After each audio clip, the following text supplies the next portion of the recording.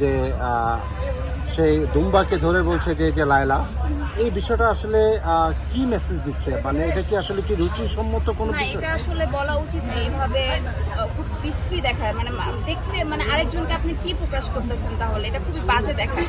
একটা পশুকে নিয়ে আপনারা এরকম বাজেভাবে অঙ্গভঙ্গি করে দেখাইতেছেন, এটা লায়লা, এটা মামুন, এগুলি খুব বাজে দেখায়। এগুলি করা উচিত না, কারই উচিত না। যে অনেক ইউটিউবাররা এখন আসতেছে, এখানে আসে, ওনাদেরকে আমি বলবো যে এগুলি করবেন না।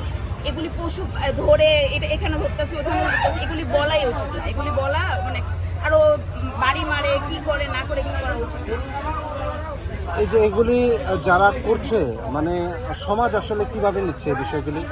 খুব নোংরাভাবে নিচ্ছে। আমরা আপনাদের থেকে তো যারা ছোট তারা তো আপনাদের থেকেই শিখবে। এখন যদি আপনারা নোংরাভাবে সবকিছু প্রকাশ করেন তাহলে তো এটা ঠিক না, এটা বাজেভাবে দেখাচ্ছে। সেটা যদি বলে থাকি তাহলে এই যে লায়লা মামুনের একটি বিশেষ নাম দেওয়ার কারণে যে আপনাদের পিছনে দুটো গরু আছে, একটি লাল এবং একটি সাদা। লাল গরুটার নাম দেওয়া হয়েছে মামুন, আর সাদা গরুটার নাম দেওয়া হয়েছে